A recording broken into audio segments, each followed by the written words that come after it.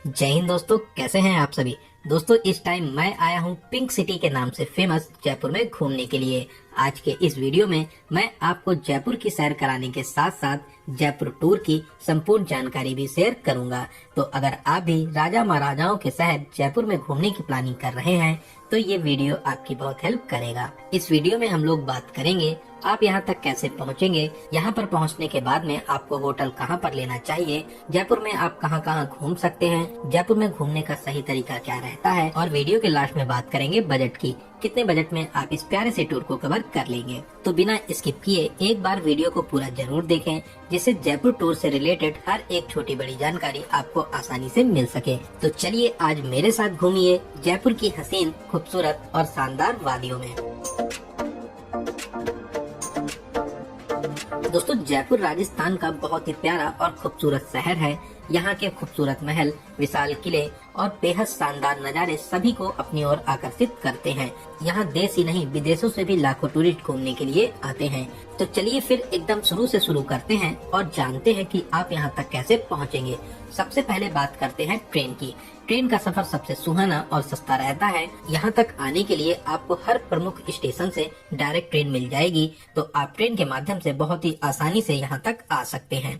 वहीं आप अगर फ्लाइट से आना चाहते हैं तो जयपुर में इंटरनेशनल एयरपोर्ट भी बना हुआ है, आप फ्लाइट के माध्यम से भी आराम से आ सकते हैं। बात करें बस की, अगर आप बाई बस आना चाहते हैं तो आसपास के शहरों और राज्यों से डायरेक्ट बस आपको मिल जाएगी। यहाँ तक आने के लिए बहुत सी प्राइवेट बसेस की फैसिलिटी भी आपको मिल जाती है। यहाँ का मेन बस स्टैंड है सिंधी कैंप बस स्टैंड।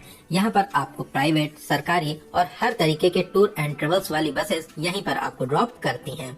तो चलिए अब हम लोग पहुँच चुके हैं जयपुर और अब जानते हैं आपको होटल कहाँ पर लेना चाहिए।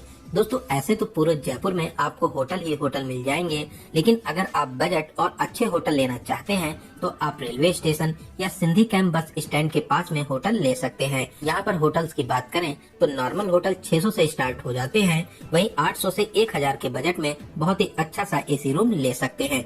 तो चलिए एक अच्छा सा रूम लेने के बाद में कुछ देर आराम करेंगे और अब हम लोग जानते हैं कि आप जयपुर में कहां कहां घूम सकते हैं और आपको जयपुर का कितने दिनों का टूर प्लान बनाना चाहिए। दोस्तों, अगर आप सुबह 10 से 11 बजे तक आ जाते हैं तो आप 2 डेज और 1 नाइट का प्लान बना सकते हैं। इतने टाइम में आप बहुत ही अच्छे से जयपुर को घूम लेंगे। वहीं आप अगर चाहें तो 3 डेज और 2 नाइट्स का भी प्लान बना सकते हैं। यहाँ पर घूमने के लिए आप auto, taxi, e rickshaw, scooty या टूर पैकेज ले सकते हैं। टैक्सी वाले आपको सभी प्लेसेस घुमाने के लिए 2 दिनों का 3000 से 4000 तक का चार्ज करते हैं। वहीं ऑटो वाले एक दिन का 500 से 600 रुपए चार्ज करते हैं। वहीं आप अगर सस्ते में घूमना चाहते हैं तो आप एक प्लेस से दूसरे प्लेस तक ई रिक्शा या ऑटो का यूज कर सकते हैं। एक प्लेस से दूसरे प्लेस तक के लिए 10 से 20 रुपए का चार्ज लेते हैं और आपको आराम से सभी प्लेसेस पे घुमा देते हैं। वहीं आप यहाँ पर रेंट पे स्कूटी भी ले सकते हैं। 400 से 500 के रेंज में आपको आराम से स्कूटी मिल जाएगी। स्कूटी के लिए आपको ड्राइविंग लाइसेंस और आधार कार्ड जरूरी रहता है। तो चलिए अब जानते हैं जयपुर घूमने का सही तरीका क्या रहता है और आप यहाँ पर कहाँ कहाँ घूमेंगे। सबसे पहले हम लोग चलेंगे हवा महल। सिंधी कैंप बस स्टैंड से मात्र 20 रुपए का किराया देकर अब हम लोग पहुँच चुके हैं हवा महल। दोस्तों, हवा महल 5 मंजिला बेहद खूबसूरत इमारत है जो किसी राज मुकुट की तरह डिजाइन किया गया है। इस प्यारे से महल को 1799 में महाराजा सवाई प्रताप सिंह ने बनवाया था।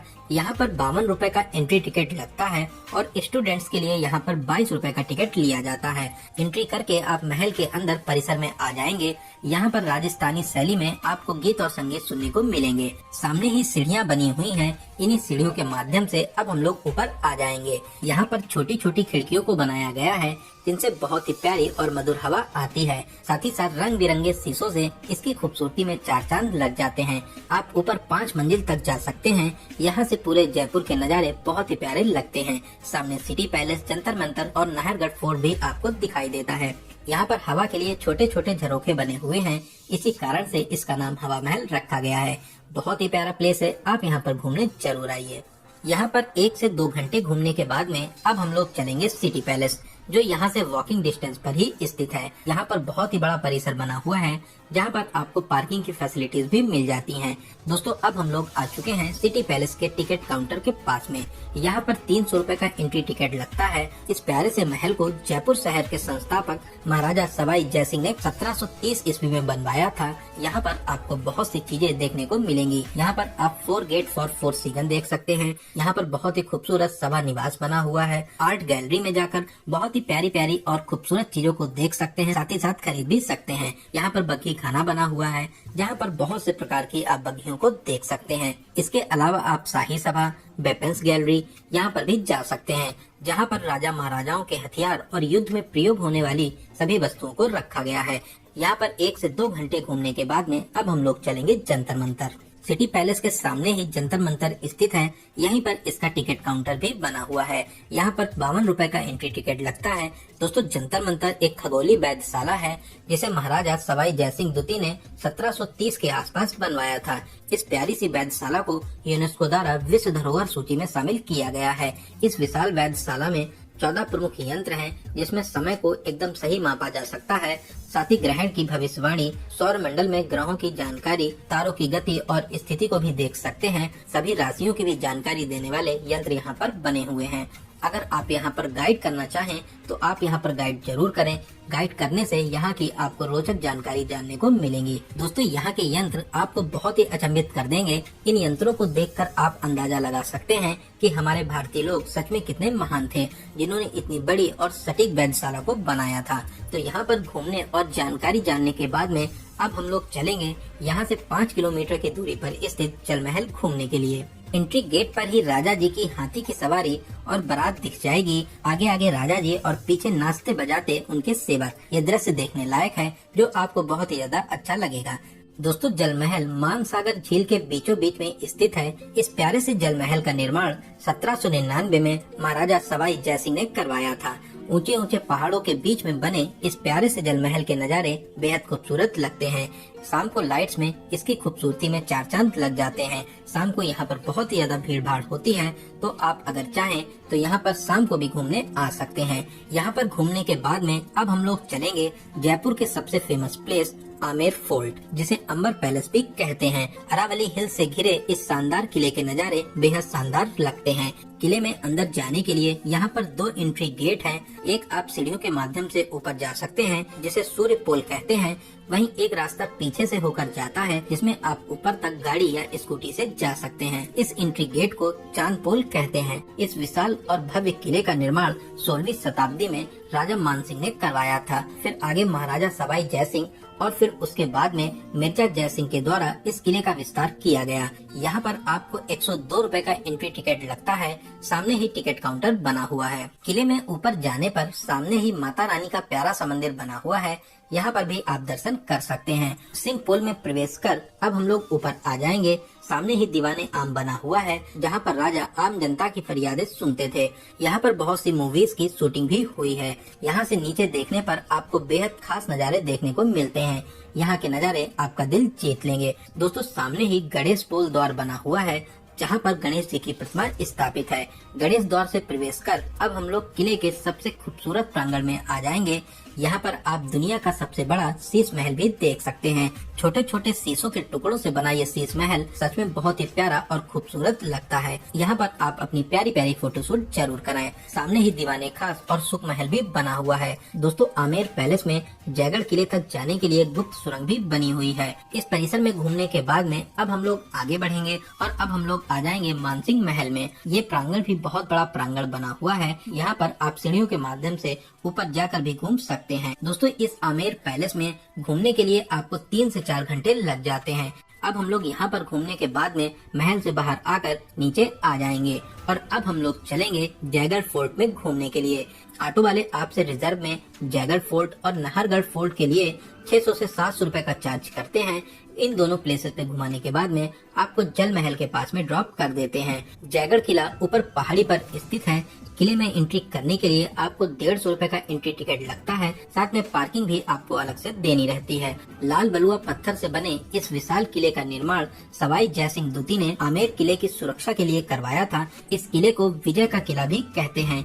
इस किले में युद्ध में प्रयोग होने वाले सभी हथियार और गोला बारूद का निर्माण किया जाता था। ये किला भी बहुत ही विशाल है। यहाँ पर अलग अलग प्रांगण हैं। आप जितना अंदर जाएंगे आपको लगेगा कि अब किला समाप्त हो गया है, लेकिन आप एक नए परिसर में आ जाएंगे। यहाँ पर छोटी सी भूल भुलैया भी बनी हुई है। दोस्तों, जब आप किले के एकदम लास्ट छोर पर आ जाते हैं तब यहाँ से जयपुर के नज़ारे देखते ही बनते हैं। साथ ही 3 किलोमीटर की रेंज में फैली ऊंची ऊंची दीवारों का सुरक्षा घेरा देखते ही बनता है। यहाँ से आमेर पैलेस के नज़ारे भी बहुत ही प्यारे लगते हैं। अब हम लोग चलेंगे किले के दूसरे अंतिम छोर पर, जहाँ पर किले की शान जयवाड़ तोप रखी हुई है। दोस्तों, ये तोप दुनिया की सबसे विशाल तोप मानी जाती है, जो लगभग 50 किलोमीटर तक मार करने की क्षमता रखती है। इस विशाल तोप का वजन 50 टन है। आप यहाँ पर किले की दीवार पर बैठकर बहुत ही खूबसूरत नज़ारों को निहार सकते हैं। साथ ही साथ यहाँ से सनसेट के नज़ारे बेहद खास लगते हैं। यहाँ पर सनसेट के नज़ारे देखने के लिए बड़ी संख्या में भीड़ आती है। इस प्यारे से किले में घूमने के बाद में अब हम लोग चलेंगे नाहरगढ़ फोर्ट में घूमने के लिए। दोस्तों, नाहरगढ़ किला जयपुर का बहुत ही फेमस किला है। इस प्यारे से किले का निर्माण महाराजा सवाई जयसिंह ने 1734 ईस्वी में करवाया था और फिर इसके बाद में 1868 में राजा राम सिंह जी ने इस किले का और भी विस्तार करवाया था। यहाँ से आप पूरे जयपुर के नज़ारों को देख सकते हैं। यहाँ से आपको जयपुर के नज़ारे बहुत ही मनमोहक लगते हैं। शाम को यहाँ पर सनसेट के नज़ारे देखने के लिए बहुत ही ज्यादा भीड़भाड़ होती है। दोस्तों, इस किले का नाम नहर सिंह भूमिया के नाम पर रखा गया है। पहले इस किले को सुदर्शनगढ़ किला कहा जाता था। यहाँ पर आप वैक्स म्यूजियम में घूमने जा सकते हैं। साथ ही साथ यहाँ पर शीश महल भी बना हुआ है, यहाँ पर भी आप घूम सकते हैं। इन प्लेसेस के अलावा आप अक्षरधाम मंदिर, बिरला मंदिर, अल्बर्ट हॉल म्यूजियम, कनक गार्डन, मोती डोंगरी, जयपुर जू और भी बहुत से प्लेसेस हैं जहां पर आप जयपुर में घूमने जा सकते हैं। तो चलिए अब हम लोग बात करते हैं कि जयपुर में घूमने का सबसे अच्छा टाइम कौन सा रहता है। ऐसे तो आप पूरे साल कभी भी जयपुर घूमने आ सकते हैं, लेकिन अक्टूबर से अप्रैल के बीच में यहाँ पर बहुत ही ज्यादा भीड़ भाड़ होती है। ये टाइम यहाँ पर घूमने के लिए सबसे अच्छा टाइम माना जाता है। चलिए अब हम लोग बात करते हैं सबसे जरूरी क्वेश्चन, बजट की। कितने बजट में आप इस प्यारे से टूर को कवर कर लेंगे? दोस्तों, मैं मान के चलता हूँ कि आप कम से कम 2 लोग तो यहाँ पर घूमने आएंगे ही आएंगे। वहीं आप अगर 3 या 4 लोग यहाँ पर घूमने आते हैं तो आपका बजट बहुत ही अच्छे तरीके से डिवाइड हो जाएगा। दोस्तों, अगर आप यहाँ पर बजट होटल लेते हैं, साथ ही साथ ऑटो या ई रिक्शे का यूज करते हैं, तो आप मान के चलिए कि 3000 से 3500 के बजट में बहुत ही आराम से इस प्यारे से टूर को कवर कर लेंगे। तो दोस्तों, यहाँ पर मैंने आपको जयपुर टूर से रिलेटेड हर एक छोटी बड़ी जानकारी को बहुत ही अच्छे और सही से देने की पूरी कोशिश की है। मैंने हर एक क्वेश्चन को कवर करने की पूरी कोशिश की है। हूँ झीलों के शहर उदयपुर। उदयपुर अपनी खूबसूरती, हरियाली, महलों और झीलों के लिए पूरी दुनिया में फेमस है। पूरे साल देश ही नहीं विदेशों से भी लाखों टूरिस्ट उदयपुर घूमने आते हैं। तो दोस्तों, आज के इस खास वीडियो में मैं आपको उदयपुर की सैर कराने के साथ साथ उदयपुर टूर की संपूर्ण जानकारी भी शेयर करूंगा। तो अगर आप भी झीलों के शहर उदयपुर घूमने की प्लानिंग कर रहे हैं तो ये वीडियो आपकी बहुत हेल्प करेगा। इस वीडियो में हम लोग बात करेंगे आप यहाँ तक कैसे पहुँचेंगे, यहाँ पर आपको होटल कहाँ पर लेना चाहिए, उदयपुर में घूमने का सही तरीका क्या रहता है, आप यहाँ पर कहाँ कहाँ घूम सकते हैं, यहाँ पर खाने पीने की कैसी व्यवस्था है, उदयपुर में फिजूल खर्ची से आप कैसे बच सकते हैं, और वीडियो के लास्ट में बात करेंगे बजट की। तो बिना स्किप किए वीडियो को एक बार पूरा जरूर देखें, जिससे आपको उदयपुर टूर की संपूर्ण जानकारी मिल सके। तो चलिए आज मेरे साथ घूमिए राजा महाराजाओं की नगरी उदयपुर। दोस्तों, उदयपुर राजस्थान का बेहद खूबसूरत शहर है। यहाँ की संस्कृति, इतिहास और शाही अंदाज सभी को अपनी ओर आकर्षित करता है। तो चलिए फिर एकदम शुरू से शुरू करते हैं और जानते हैं कि आप यहाँ तक कैसे पहुँचेंगे। सबसे पहले बात करते हैं ट्रेन की। उदयपुर में वेल कनेक्टेड रेलवे स्टेशन बना हुआ है। हर प्रमुख स्टेशन से यहाँ तक आपको डायरेक्ट ट्रेन मिल जाएगी, इसलिए ट्रेन से यहाँ तक आना सबसे आसान रहता है। अगर आप फ्लाइट से आना चाहते हैं तो उदयपुर में महाराणा प्रताप एयरपोर्ट भी बना हुआ है, जो उदयपुर सिटी से 20 किलोमीटर की दूरी पर स्थित है। वहीं अगर आप बाई बस आना चाहते हैं तो आसपास के शहरों और राज्यों से डायरेक्ट बस आपको यहाँ तक मिल जाती हैं। बहुत सी प्राइवेट और टूर एंड ट्रेवल्स की बसेस भी उदयपुर तक डायरेक्ट आती हैं। अगर आपके शहर से यहाँ तक के लिए डायरेक्ट बस है तो आप आराम से बस के माध्यम से भी आ सकते हैं। अगर आप अपनी प्राइवेट कार से आना चाहते हैं तो यहाँ तक आने के लिए ये भी एक अच्छा तरीका रहता है। बहुत से होटल्स में और प्राइवेट पार्किंग की फैसिलिटीज आपको मिल जाती है, तो आप अपनी कार से भी यहाँ तक आ सकते हैं। तो चलिए अब हम लोग पहुँच चुके हैं उदयपुर, और अब बात करते हैं कि आपको होटल कहाँ पर लेना सबसे अच्छा रहेगा।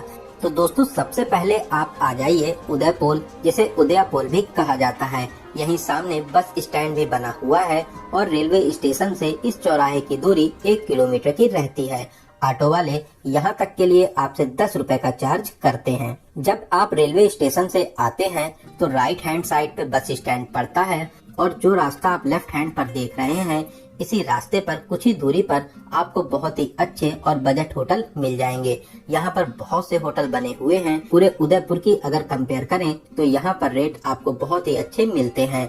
नॉन एसी रूम आपको यहाँ पर 700 से स्टार्ट हो जाते हैं। वहीं एसी रूम की बात करें तो 800 से 1500 के बजट में आपको बहुत ही प्यारा सा एसी रूम मिल जाएगा।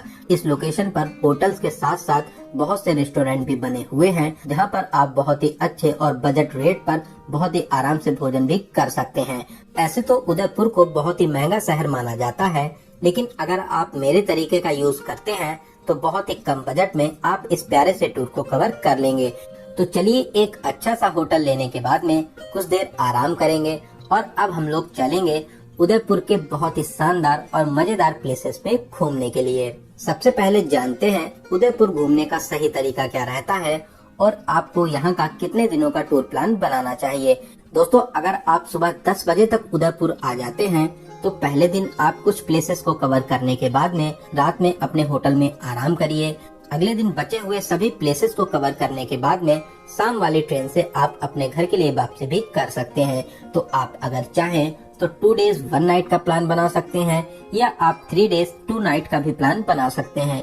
इतना टाइम उदयपुर घूमने के लिए इनफ रहता है। तो अब बात करते हैं कि आप उदयपुर में कैसे घूमेंगे।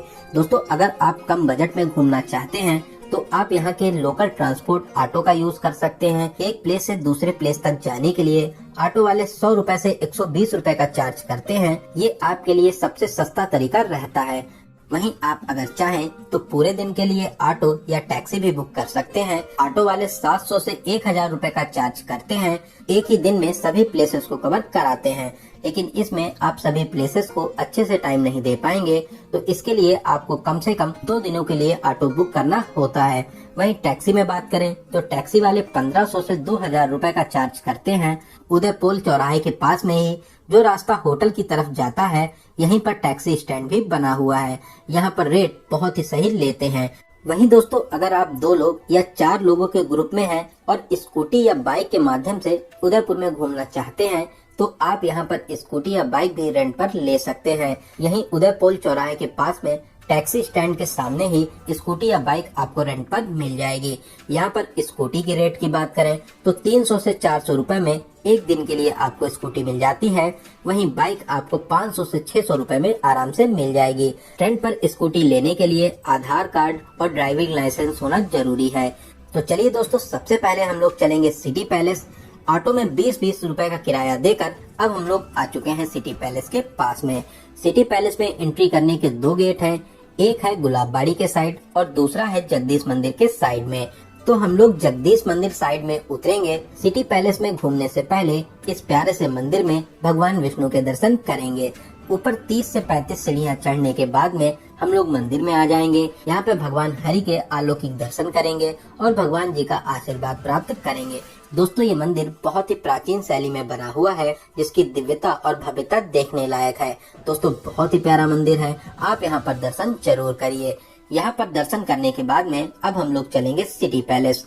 बाहर ही टिकट काउंटर बना हुआ है, जहाँ पर नॉर्मल टिकट 30 रुपए का है, और अगर आप म्यूजियम में भी घूमना चाहते हैं तो इसके लिए आपको 430 रुपए का टिकट लेना रहता है।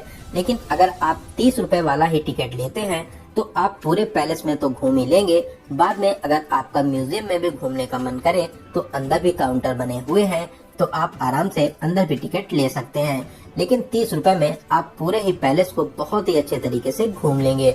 दोस्तों जब 1553 में उदयपुर शहर को बसाया जा रहा था, उसी समय महाराणा उदय सिंह द्वितीय ने इस भव्य भवन का निर्माण भी कराया था। लगभग 400 वर्षों तक अलग अलग राजाओं ने अपने हिसाब से इस प्यारे से पैलेस को और भी खूबसूरत बनाते रहे। सिटी पैलेस में आपको घूमकर बहुत ही ज्यादा अच्छा लगेगा। साथ ही साथ आप यहाँ पर अपनी यादों के लिए प्यारी प्यारी फोटोशूट जरूर कराइए। दोस्तों ये प्यारा सा पैलेस पिचोला लेक के किनारे बना हुआ है। महल के दूसरे किनारे पर आने पर आप यहाँ पर पिचोला लेक में भी एंजॉय कर सकते हैं। तो चलिए दोस्तों, अब हम लोग चलेंगे पिचोला लेक में बोटिंग करने के लिए। यहीं पर टिकट काउंटर बना हुआ है। बोटिंग के लिए आपसे 500 रुपए पर पर्सन का चार्ज लेते हैं। बोट के माध्यम से आप इस प्यारी सी लेक में घूम सकते हैं। लेक के किनारे किनारे बहुत ही प्यारे प्यारे भवन बने हुए हैं, जिनके नज़ारे देखकर आपका दिल खुश हो जाएगा। साथ ही साथ लेक के बीचों बीच में भी 3 से 4 प्लेस बने हुए हैं, जिसमें से एक है जग मंदिर। बोट वाले आपको यहीं पे ड्रॉप कर देते हैं। यहाँ पर आप बहुत ही अच्छे तरीके से एंजॉय कर सकते हैं। यहाँ पर गार्डन बना हुआ है। गार्डन में बैठकर आप अपनी प्यारी प्यारी फोटोशूट जरूर कराइए। साथ ही साथ यहाँ पर आप कुछ खा पी भी सकते हैं, लेकिन यहाँ पर सभी चीजों के रेट बहुत ही ज्यादा हाई रहते हैं। लेकिन फिर भी आप यहाँ पर कुछ चीजों को ट्राई जरूर करें। यहाँ पर आपको बहुत से विदेशी टूरिस्ट भी एंजॉय करते मिल जाएंगे। चारों तरफ से पानी से घिरा हुआ ये प्लेस, साथ ही साथ पहाड़ों के नज़ारे इसकी खूबसूरती में 4 चांद लगाते हैं। दोस्तों यहाँ के नज़ारे आपको बहुत ही ज्यादा अच्छे लगेंगे, तो आप यहाँ पर कुछ देर एंजॉय जरूर करिए। आपको यहाँ पर घूमकर बहुत ही ज्यादा अच्छा लगेगा। यहाँ पर 1 से 1.5 घंटे एंजॉय करने के बाद में आप किसी भी बोट से वापस सिटी पैलेस आ सकते हैं। दोस्तों पिचोला लेक में और इस ब्यूटीफुल प्लेस को कवर करने के बाद में अब हम लोग चलेंगे अपने नेक्स्ट प्लेस पर। हम लोगों का अगला प्लेस है बागोड़ की हवेली, जो जगदीश मंदिर से कुछ ही दूरी पर स्थित है। यहाँ पर एंट्री टिकट आपको 55 रुपए का मिलता है। वहीं विदेशी टूरिस्ट के लिए 120 रुपए का टिकट लगता है।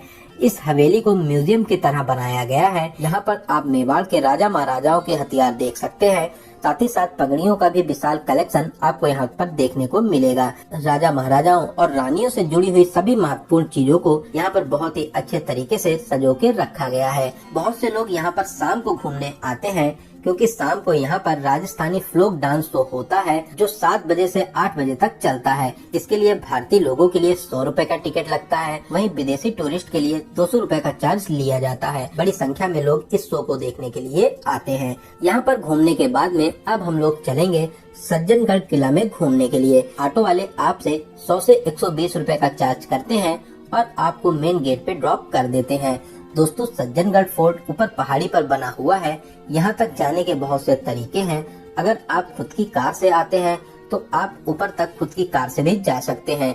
इसके लिए आपको यहाँ पर 300 रुपए का चार्ज देना रहता है। वहीं आपके पास में 2 व्हीलर है तो इसके लिए आपको 60 रुपए का चार्ज देना रहता है।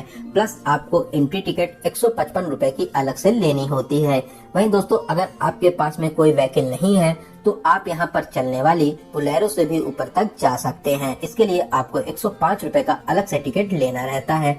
दोस्तों ऊपर तक जाने वाले इस रास्ते के नज़ारे बहुत ही ज्यादा प्यारे लगते हैं। इस किले को मानसून फोर्ट भी कहते हैं। मानसून में यहाँ के नज़ारे बहुत ही सुहाने लगते हैं। दोस्तों इस किले से आप पूरे उदयपुर के बेहद शानदार नज़ारों को देख पाएंगे। आप यहाँ से बहुत ही अच्छे तरीके से पिचोला लेक और फतेह सागर लेक को देख सकते हैं, जिसके नज़ारे देखते ही बनते हैं। दोस्तों इस प्यारे से किले का निर्माण महाराणा सज्जन सिंह ने 1884 ईस्वी में कराया था। इस किले को उदयपुर का मुकुटमणि भी कहते हैं। साथ ही साथ शाम को सनसेट के नज़ारे देखने के लिए बहुत ही भीड़ होती है। सनसेट के नज़ारे बेहद मनमोहक लगते हैं। यहाँ पर घूमने के बाद में बोलेरो की सहायता से हम लोग नीचे आ जाएंगे।